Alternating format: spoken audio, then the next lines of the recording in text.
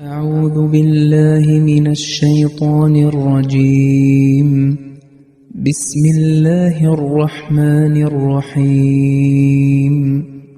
إن الذين كفروا وماتوا وهم كفار أولئك عليهم لعنة الله والملائكة والناس أجمعين خالدين فيها لا يخفف عنهم العذاب ولا هم ينظرون. അസ്സലാമു അലൈക്കും വറഹ്മത്തുള്ളാഹി വബറകാതുഹു. നാം ഇപ്പോൾ ഓതിക്കേട്ടത് സൂറത്തുൽ ബഖറയിലെ 162 മുതൽ 163 വരെയുള്ള ആയത്തുകളാണ്. ഇതിൻ്റെ അർത്ഥം ഇപ്രകാരമാകുന്നു: സത്യത്തെ മനഃപൂർവ്വം നിഷേധിക്കുകയും നിഷേധികളായി തന്നെ മരിക്കുകയും ചെയ്തവരാരോ അവരുടെ മേൽ തീർച്ചയായും അള്ളാഹുവിൻ്റെയും മലക്കുകളുടെയും മനുഷ്യരുടെയും എല്ലാം ശാപമുണ്ടായിരിക്കുന്നതാണ്. അവരതിൽ ആ ശാപാവസ്ഥയിൽ സ്ഥിതി ചെയ്യുന്നവരാണ്. അവർക്ക് ശിക്ഷ ലഘൂകരിക്കപ്പെടുകയില്ല, അവർക്ക് അവധി നൽകപ്പെടുന്നതുമല്ല. സയ്യിദ്ന ഹസ്രത്ത് മുസ്ലിഹ് മൗദ് റളിയല്ലാഹു തആല അൻഹു ഈ ആയത്തിന് തഫ്സീർ നൽകിക്കൊണ്ട് പറയുന്നു: ആരാണോ കുഫ്റിൻ്റെ അഥവാ നിഷേധത്തിൻ്റെ അവസ്ഥയിൽ തന്നെ മരിക്കുന്നത് അവരിൽ അള്ളാഹുവിൻ്റെ ശാപമുണ്ടായിരിക്കും, മലക്കുകളുടെയും മുഴുവൻ മനുഷ്യരുടെയും ശാപമുണ്ടായിരിക്കും. ഇവിടെ അള്ളാഹു പറഞ്ഞിട്ടുള്ള മുഴുവൻ മനുഷ്യരുടെയും ശാപമുണ്ടായിരിക്കും. ഈ ശാപവും ഇതിനു മുമ്പുള്ള ആയത്തിൽ പ്രതിപാദിക്കപ്പെട്ട ശാപവും തമ്മിലുള്ള വ്യത്യാസം എന്നത് അള്ളാഹു സവിശേഷമാർന്ന ചിലർക്ക് മാത്രമാണ് ശാപം ചൊരിയാൻ അനുവാദം നൽകിയിരിക്കുന്നത്. ഇതിനു മുമ്പുള്ള ആയത്തിൽ ലഅനത്ത് അഥവാ ശാപം കൊണ്ട് ഉദ്ദേശിക്കുന്നത് അവരുടെ നാശത്തെക്കുറിച്ചുള്ള പ്രവചനമാണ്. അതായത് പ്രവാചകന്മാരുടെ ശത്രുക്കളെക്കുറിച്ചുള്ള നാശത്തെക്കുറിച്ചുള്ള പ്രവചനമാണ്. ഇത് അള്ളാഹുവിൻ്റെ പ്രവാചകന്മാരാണ് നടത്താറുള്ളത്. എന്നാൽ ഇവിടെ ഈ ആയത്തിൽ ഇവരെ സംബന്ധിച്ച് പ്രവചനം നടത്തുകയല്ല ഉദ്ദേശ്യം. കാരണം ഇവിടെ ലഅനത്ത് ചെയ്യുന്നവരിൽ എല്ലാവരെയും ഉൾപ്പെടുത്തിയിരിക്കുന്നു. അങ്ങനെയിരിക്കെ എല്ലാവരും നാശത്തെക്കുറിച്ച് പ്രവചിക്കുക എന്നത് സാധ്യമല്ല. അതുകൊണ്ട് ഇവിടെ ലഅനത്ത് എന്നതുകൊണ്ട് അർത്ഥമാക്കുന്നത് നൈസർഗികമായി പ്രകൃതസിദ്ധമായി ഒരു മനുഷ്യൻ്റെ ഹൃദയത്തിൽ ഉടലെടുക്കുന്ന ആ ചിന്ത, ആ കാര്യമാണ് ഇവിടെ സൂചിപ്പിക്കുന്നത്. ഉദാഹരണമായി, ഒരു മോഷ്ടാവിൻ്റെ അടുക്കൽ പോലും മോഷണത്തെക്കുറിച്ച് പറയുകയാണെങ്കിൽ അയാൾ തന്നെ പറയും, ഈ മോഷ്ടിക്കുന്നവർ അല്ലെങ്കിൽ ഈ മോഷണം വളരെ മോശപ്പെട്ട പ്രവൃത്തിയാണ്. എന്നാൽ അയാൾ സ്വയം തന്നെയും ഇത്തരത്തിലുള്ള പ്രവൃത്തിയിൽ ഉൾപ്പെടുന്ന ആളായിരിക്കും. ഇതിന് കാരണം അവൻ്റെ പ്രകൃതം തന്നെ ഇത് മോശമാണ് എന്ന് മുദ്രകുത്തുന്നു എന്നുള്ളതാണ്.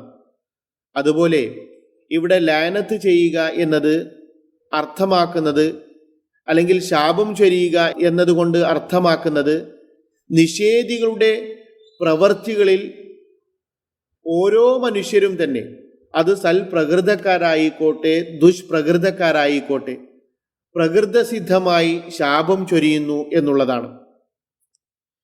നിങ്ങൾ നോക്കുക, ഒരു കുറ്റവാളി സ്വന്തം അസ്തിത്വം മോശമാണ് എന്ന് പറയുന്നില്ല, എങ്കിലും ആ കുറ്റകൃത്യം തീർച്ചയായും മോശമാണ് എന്ന് പറയും. അതിൻ്റെ പേരാണ് ശാപം അഥവാ ലഅനത്ത് എന്നുള്ളത്.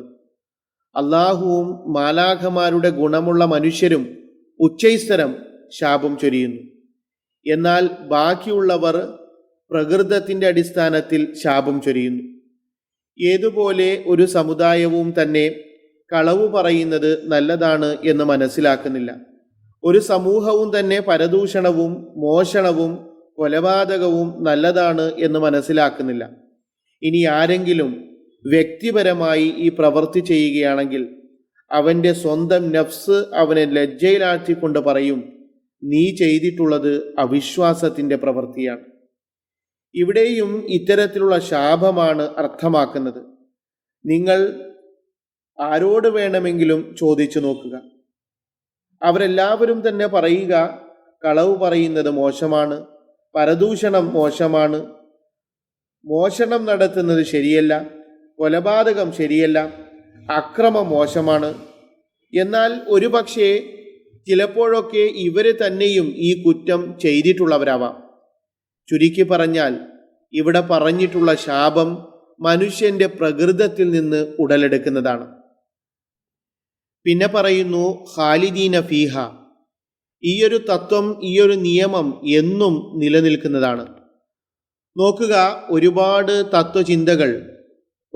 തത്വചിന്തകൾക്കും നാഗരികതക്കും വ്യതിയാനങ്ങൾ സംഭവിച്ചു, മാറ്റങ്ങൾ സംഭവിച്ചു. എന്നാൽ ഇന്നും യൂറോപ്പ് പറയുന്നത് എന്താണ്?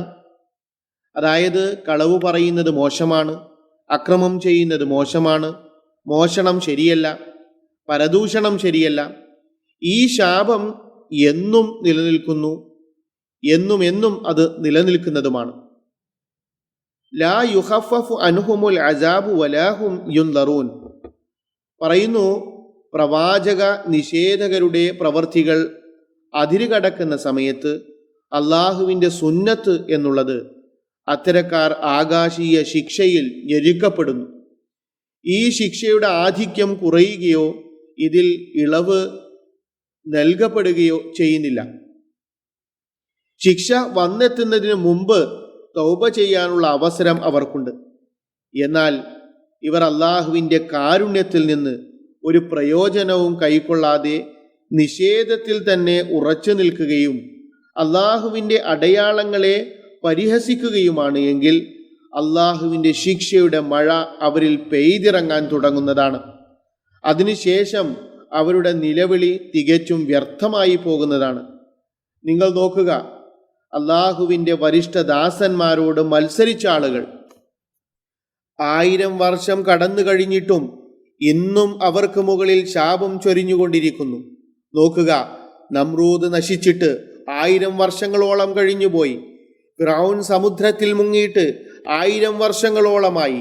മസീഹിനെ കുരിശിലേറ്റിയ സംഭവം, അതിനും 2000 വർഷം കടന്നു കഴിഞ്ഞു. അബൂജഹൽ ബദറിൽ ഹലാക്കായിട്ട് 1400 വർഷം കഴിഞ്ഞു.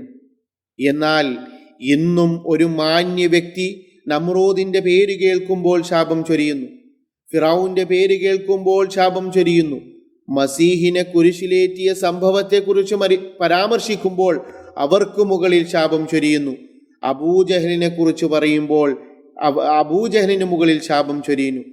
ഇതിനു പുറമെ ഉപരിലോകത്ത് അവർക്ക് ലഭിക്കാൻ പോകുന്ന ശിക്ഷ, അതിനെക്കുറിച്ച് ചിന്തിക്കാൻ പോലും സാധ്യമല്ല എന്നുള്ളതാണ്. അപ്പോൾ ചുരുക്കി പറഞ്ഞാൽ ഈ ശിക്ഷ കൃത്യമായി നടന്നുകൊണ്ടിരിക്കുന്നു. കാരണം ഇവർ അള്ളാഹുവിൻ്റെ വരിഷ്ഠദാസരോട്, അള്ളാഹുവിൻ്റെ പ്രവാചകന്മാരോടാണ് മത്സരിച്ചിട്ടുള്ളത് എന്നുള്ളതാണ്. വാഹിർ ദഅവാന അൽഹംദുലില്ലാഹി റബ്ബിൽ ആലമീൻ.